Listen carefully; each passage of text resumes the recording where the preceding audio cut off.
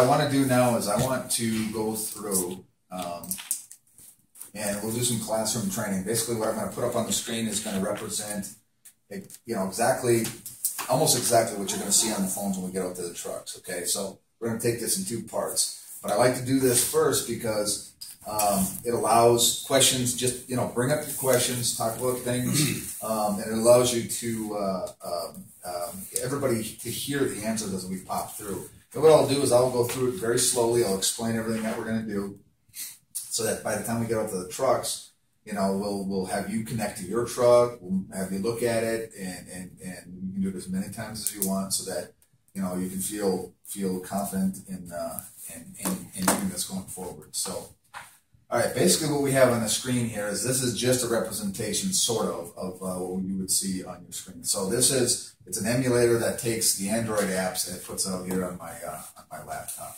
Okay. So as you can see, you're going to have obviously you're going to have all your apps on the phone itself. Your J.J. Keller mobile app is going to look just like this on the phone. Okay, everybody downloaded that.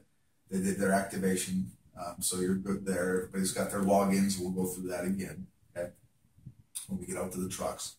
But all I'm going to do is I'm going to go ahead and launch it.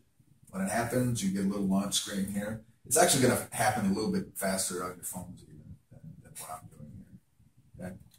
And what's happening now is it's loading, okay? It'll come up, give us a version number right here, .39, okay? You're always going to get this popping up. And again, all this is you're going to have to okay through this every single day. This is just telling you don't be messing with the device while you're driving down the road. That's basically all it's telling you, okay? And I'll show you here in a little bit what is actually going to show on your phone when you are driving as well. So I'm going to okay through that, all right? Now the username, I think everybody's got that when we were out there, but your username is going to be the first 3 letters of your first name, the first 3 letters of your last name. And what will happen is that once you put it in the first time, it'll stay in the system, and all you have to do then is enter your password. So for me, my name's Steve Bartolak, so it'd be STEBAR, okay? That would be my username. First 3 of my first 3 of my last, all crammed together, okay? And then my password would be my first initial, last initial. So in this case, it would be SB, okay? So again, first username is first 3 of the first name, first 3 of the last. Password is SB, or your first initial, last initial for each one of you, okay? But because I'm hitting a test system, that's not how I have it set up, so I'm just going to log in like I normally do, all right? Now, what we have on the screen is you've got these 2 buttons. You've got login and you've got check hours, okay? Remember earlier I talked about with your 10-hour reset, you have to be off full 10 hours before you can go back on duty again, from like a Tuesday to a Wednesday to Thursday, whatever it might be, okay? You can, as soon as you put in your username and password, and if you hit log in, you go on duty at that moment, okay? So the moment that you log in, so basically don't log in until you are actually going on duty. Make sure that you have your 10 hours off, your 34-hour reset, whatever it might be, okay? If you don't know when you can log in, let's say you don't know yesterday when you went off duty, you can always check your hours right here with this orange button, and that will not put you on duty, okay? All this does is it checks reporting. We'll do that when we get out to the trucks. We'll have you pop in there, okay? But all this does, the orange button, all it does is it checks your hours. You're not on duty. It shows you the last time you logged off, that sort of thing, so you know exactly when you can log in. Again, the system is minute to minute, so make sure you have your full 10 hours off before you log back in, okay?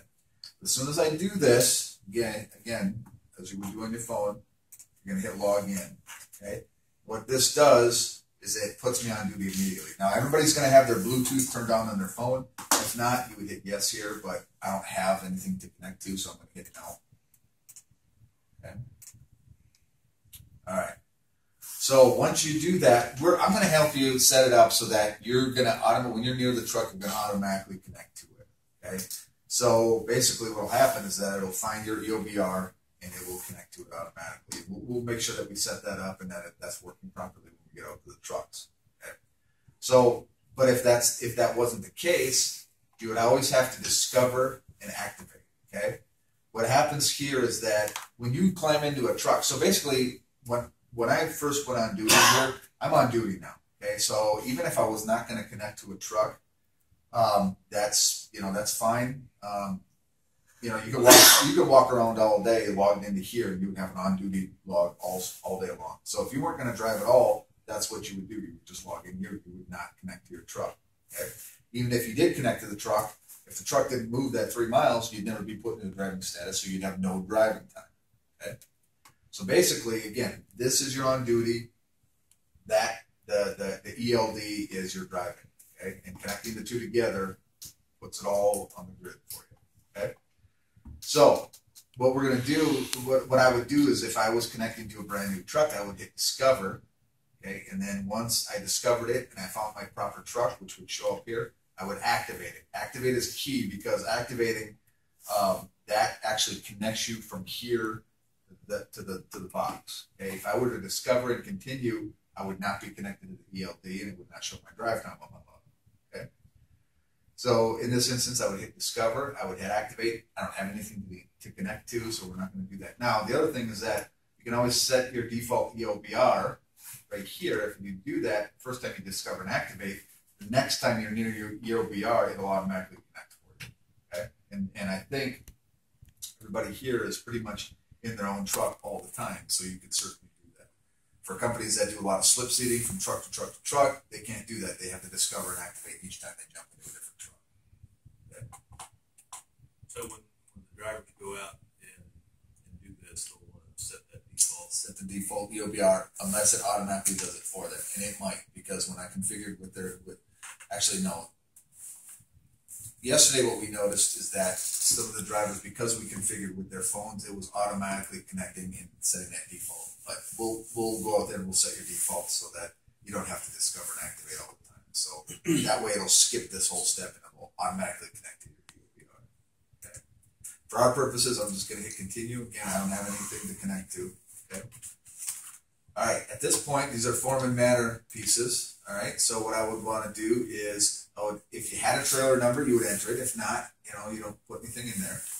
You want to enter your shipment information. Now, the DOT wants to see something in the shipment information. So if you don't have a shipment, just put in your company name. Okay, and that's fine to do. All right. So you put in shipment information of Alltech. Okay, again, if you have a trailer number, go ahead and put it in. All right. Did you decide that the truck number would be there for that trailer number?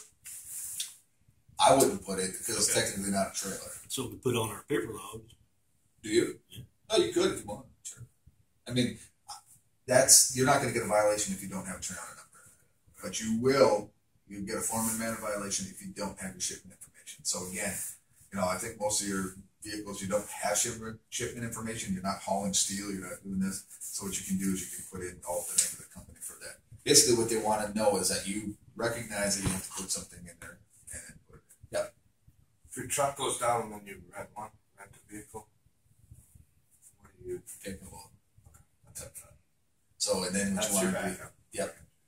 And along those lines, when you paper log, you want to submit that paper log every day, because what they do is they'll put that into Encompass, and then the next time they log into their handheld, it'll pull that newly created manual log into the handheld as well, and it won't be like they're missing a log. Okay. All right, so Alltech, I'm going to hit OK. So there's not a way to do a manual log on your phone? Not on your phone, no. If your manual log has to be created, it has to be done by a supervisor in the back office. Right. Okay. All right, so at this point, can it save that information? Like, do you have to daily put in the Alltech deal every day? For now, yes, but we're trying to push to allow a company to default for all their drivers. So it's a good question, and yeah, we saw that early, and so we're trying to push that. So hopefully at some point in the near future. But that will be a free ad. What? It won't be a free ad. Oh, it'll be free ad. All right. So, because, let me just explain something here. It's asking me for a location. Why is it asking me for a location? The reason it is because I'm not connected, either on here or here. I'm not connected to an ELD. If you're connected to an ELD, it'll grab your GPS location and it'll skip this, okay? So it'll automatically put it in. But if it says edit location, that means I'm not connected, okay? So what you have to do, just on as you would on a paper log, you actually have to put your location in, okay? And I hit OK, all right? Now I'm logged in, okay? I'm ready for the day, okay? I went through, I connected to my ELD, and now what you want to do is you want to let the system work for you.